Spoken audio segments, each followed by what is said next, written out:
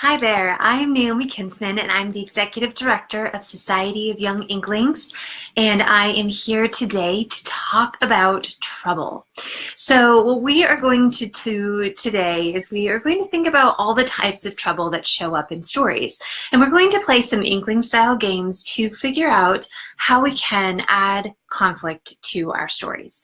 So just for a moment before I dive in, whether you're a youth writer or you are a parent who's thinking about talking to your kids about writing, or an educator who's going to be working with children, or a writer yourself of any age, I want you to think about what types of trouble might show up in a story. Just take a second. Think about maybe a book you've liked and what kinds of trouble have worked well in that story.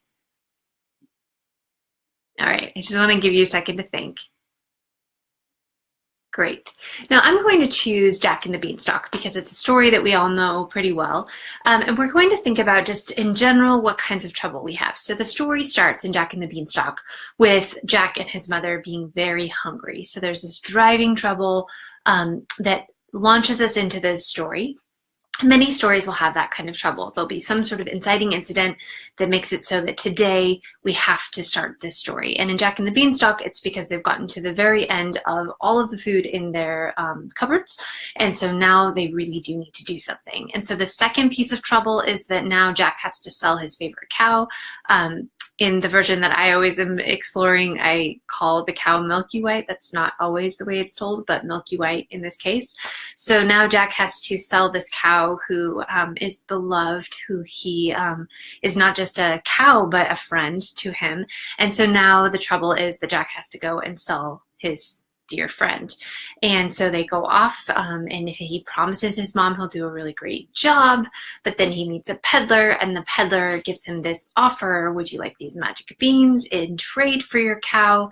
And Jack makes this difficult decision, and so he decides to take these beans home, and now there's new trouble because his mom is very angry with him about having made this choice about the magic beans. And on the story goes. So in the middle of our story, as we build to the climax, of course, Jack climbs up the beanstalk. He meets the giant. He has trouble with the giant's wife and with the giant himself, of course, has to run away from the giant. And in the end, his life is in peril, and he has to find a way to escape. And so that becomes the climax of the story. So the overarching problem in Jack's story is that he needs to find a way to make it possible for his mom and him to survive. And that is something that is very surprising in the end, how he actually accomplishes that. But throughout the story, there's all these little tiny little conflicts that we have to deal with. And so as you're thinking about your own stories, you want to think about these different levels of conflict. We have circumstantial little complications that go on through stories. There's relational difficulties, such as the relationship between Jack and his mother. And then, of course, there's the overarching conflict of the story, what's driving us toward our big climax. So one of the games that sometimes is a great way to open this conversation up is the game of choices, because as we think about which challenge will be most intriguing to either us or to our characters, we can start to think about levels of conflict and what might work for our stories. So for instance, if I said to you, would you rather face a dragon or an evil wizard? Then you have to think about, okay, would I rather face the magical creature, or would I want to face this magical wizard? Make your choice: the dragon, the magical wizard. Okay, and then you think about maybe your character. Would your character rather face a dragon or a magical wizard? Or then think about the actual circumstances of your story. Maybe there aren't magical creatures or dragons in your story, or wizards in your story. But what types of things could you substitute? So something, mortally dangerous on this side with the dragon, and something that might be a little bit more intellectually dangerous with the wizard. There might be a battle of wills between a character and another character. So thinking about those two, what might work for your story? What type of mortal danger might your character face, or some more thoughtful danger? And as you think about those two, which actually helps to raise your story toward what you're wanting to do? And maybe neither of those work. So then we can also play choices, and we can continue down this road. We can think about the smaller complications, such as, would you rather have a paper cut or would you rather have a skinned knee? Would your character rather have to do a giant book report on a very complicated book, or would your character rather have a presentation where they have to speak publicly? And you could just play this game on, where you give yourself either or choices. What's interesting about either or choices is that they start to force you to start to think about, okay, this choice and that choice, these two opposite ends of a spectrum. And then all of the possibilities in between start to pop to mind. And then that those new possibilities are usually the ones that are most interesting to you as a writer. So maybe you won't end up with the speaking in public or the giant book report, but something new will pop to mind because you force yourself to choose between one of those two. Often the great progression with choices, whether it's yourself or someone else, is to think about, okay, what would I choose, just as a warm-up? So you just come up with a number of choices. What would you choose? And then go into the choices for your character. In a class where you have a teacher, the teacher can present these choices, or the kids can present choices to you. But you can also put these choices out before yourself in some sort of game-like fashion by having a card. You could have a card that has two sides, and you could put these choices together so that you could play this game anytime when you're sitting down and trying to get warmed up for a story, or trying to get a new idea for a story, especially the kinds of complications that you feel like you can connect with. Which brings me to today's principle. The storm is brewing. This principle is just a very simple one that will allow you to think about the different kinds of challenges that you are familiar with at home, at school, during activities, and then disappointments or disagreements. And what this will do is help you just to categorize your thinking and think about what kinds of challenges have you faced personally that you feel like you could use as a springboard for possibilities for your character. It doesn't mean that you have to use something directly from your own life, but sometimes knowing that you have a lot of experience with, sibling conflict, if you really know what it's like to have an older sister and a younger brother, maybe that kind of inspiration will lead you to think about something that you could do for your character. So we've talked about choices, we've talked about our principle for the day, and these are all about maybe some of the smaller problems that you might face in a story. Another game that we often play at Young Inklings is called Big, Bigger, Biggest. And the way we play this game is sometimes we act things out on our feet or just do a mental exercise. So let's say, going back to Jack and the Beanstalk, Jack is hungry. And he needs to find a way to feed his family. And so one thing that he might do is he might decide to climb this beanstalk and figure out what he can bring back to his family. So you could play that out and think about how he climbs the beanstalk, he finds his way into the giant's house, and the giant's wife brings him on as a servant, and then the giant comes home and he's in trouble. Now, if we said that that was big, the challenge in the game is how would we make it bigger?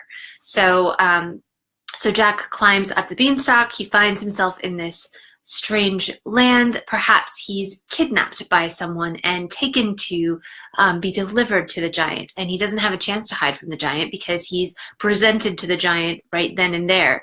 And maybe then he has to face the giant and he has to find a way to get away when he's right there face to face with the giant. But if we wanted to do biggest, maybe we would decide that not only does he get kidnapped and taken to the giant, but when he gets there, the giant is able to use his giant magic that he's used to turn the princess into a harp, and the magic that has also turned the goose into the kind of goose that lays golden eggs. And Jack is actually turned into a Jack in the Box. And so now Jack is stuck, as well as these other two characters, and all three of them have to figure out a way to get out of this predicament. Okay, so this is a scenario in which we just took the general problem in the story and we made it bigger and biggest, and then we thought about, and then the next question is, what's the best ratio for this particular story. Is the original storyline the best one, or is the bigger storyline even better, or how about biggest? And often for writers, we find that we don't want to put our main characters into a lot of trouble because we care about our main characters. We don't want them to be suffering. And so playing that game will help us to see that there actually are a lot of other possibilities. In fact, as I started playing that with you and thinking through Jack and the Beanstalk, I wasn't sure if I could make it bigger than having to face a giant. That seemed like a very big thing. But adding in those slight twists to the story do add that element of exaggeration, that element of excitement, and it also just kind of varies the story, takes it to a new place that might surprise me or surprise my reader. And often when we're writing, we find that our first level of ideas are ones that might be a little bit worn out because they're, the ones that spring to mind immediately means that they've probably been used quite a bit. And so just pushing yourself to go a little bit bigger might give you some new insight. The final game that I want to tell you about is the game Fortunately, Unfortunately. And this one is a good one to play after you've come up with your large story conflict. Because you don't want this game to sort of influence you in the way that you would start to make a story that's very episodic. And I'll show you how that works. In this game, Fortunately, Unfortunately, I might say, fortunately, I walked out my front door and I found a hot air balloon. Unfortunately, when I walked closer, I saw that there was a shadowy looking figure inside of the basket's balloon, and he hopped out, snatched me, and put me inside of the balloon and took off. Fortunately, I was very fascinated with flying, and so I was amazed, even though I was a little bit afraid. But unfortunately, I realized that not only did this shadowy figure look frightening, he had stinky breath, and I couldn't get away from him in this balloon gondola. In fact, I also heard him say, as he got in close to my face, "You'll be sorry that you took this trip with me." Well, fortunately, now I would have to think about what would I do to make this situation be more fortunate. Maybe an eagle will swoop up and I will be able to jump on the eagle's back and the eagle will take me flying away and the balloon will chase after us. I don't know. And this story could go on and on. But as you can see, it's the kind of story that is episodic because it goes back and forth between fortunate and unfortunate, which is actually the construction that a lot of young writers will start with when they are writing a story. And what happens is they don't get to a climax. So they go back and forth between good and, a problem and, a solution and a problem and a solution. And then we never get to that larger arc. So thinking about that larger arc, the other thing that is really helpful for all writers, no matter how old you are, how many books that you've written or stories, you want to think about what is it that my character needs or wants most. It's a question that you definitely have heard before if you're a writer. But as you think about your character, think about, okay, so at the beginning of the story, what does my character need most? So going back to Jack, Jack needs food. His family needs a way to survive. And they think the best way to do that is to sell Milky White to somebody at the fair and to get some money and potentially plant some grain and hopefully grow some food so that they don't starve. But then Jack gets this better possibility of getting these magic beans that might do something better for him. So he tries that, which leads to another possibility, which is that he can climb this magic beanstalk and see what is beyond, which leads to this other possibility of finding a giant who has these treasures, and then the next possibility of stealing those things from the giant and making his way in the world in a new way, and then potentially impressing the king and queen of his land by saving their daughter, who has been turned into a magical harp in the giant's home. So Jack didn't think, oh, what I want most is to save a princess and to make the king and queen happy with me. However, at the end of the story, that's how usually we would say that Jack's story ends up. And so as you think about what your character wants or needs most, that drive leads them into the story. And then as the person who's plotting it, you get to add twists and turns that make that trouble shift in interesting ways to keep your reader guessing, so that by the end of the story, your character either does get what they need, that way to survive. Of course, Jack, if he does have favor with the king and queen, that changes his situation entirely. But we want to make sure that we do that in such a way that it's believable. It feels like, you know, the choices that our character has made have led one to another logically, so that our character is able to get from what they want to that climax moment, and then some kind of resolution that the reader can believe in. So today, as we've talked through Trouble, we've talked about the game of choices as a way to explore some possibilities for problems. We've talked about Big, Bigger, and Biggest as a way to exaggerate trouble, to see if we can make trouble grow in our stories. And we've thought about Fortunately, Unfortunately as a way to think through complications that might add to the drama in our story. And then we've also thought about how we might be able to think through what our character needs or wants, and how those needs will lead them to take certain actions where they feel like this is going to move me closer to my goal, and how that can continue to shift and move farther away from them, so that we have surprises along the way. And maybe in the end they'll get what they need, but they'll get it in a way that they didn't expect. Or maybe they won't get what they need. Maybe it won't be a happy ending, and that's up to the writer, him or herself. So I hope you had fun today playing around with us. Of course, Choices is that game that you can play in the classroom where you can actually move from side to side. So if you are a teacher and you want to play this with your class, we often encourage the students just to come to the middle of the classroom and make one choice or the other choice and move to one side or the other. Quick tip there, we find that it's more fun if you count down, so that the game keeps this lively pace. With Big, Bigger, Biggest, it can be an improv game where kids get up on their feet and they act it out. If you're a youth writer trying this out at home, you can do this in your own bedroom or your office or wherever you want to work, and just act out, what would my character do in the big scenario? And then what would my character do in the bigger scenario? And how about the biggest scenario? And just experiment, because if you use improv, you can do things really quickly and iterate. And then that way you don't have to have written out that whole scene to know how it feels. You can get that sense of it just by playing it out really quick, 10 seconds. If it doesn't work, move on to the next one. And finally, we talked about Fortunately, Unfortunately, which can be a fun game in the classroom or otherwise. You can play it with yourself, where you think of one fortunate and one unfortunate. You can write it down.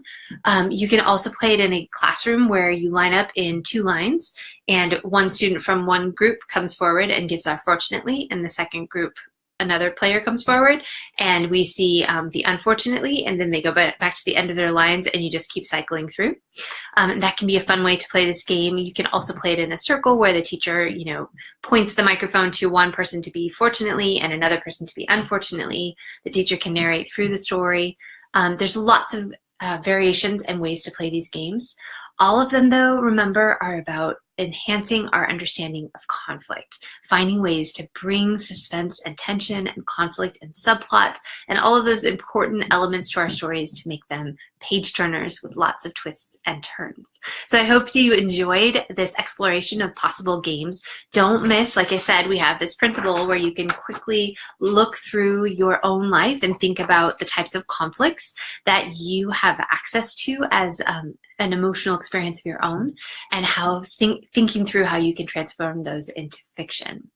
And that is it for today. If you would like to know more about Young Inklings, you can go visit us at younginklings.org. We have lots of resources for young writers. We do a Facebook Live every week, and so you can grab other lessons and you can grab other principles there, as well as we have an opportunity for educators and for professionals and for youth to become members. So we hope that you will go and check that out. Remember, it's younginklings.org, and we will see you again next week. Thanks so much for joining us. Bye-bye.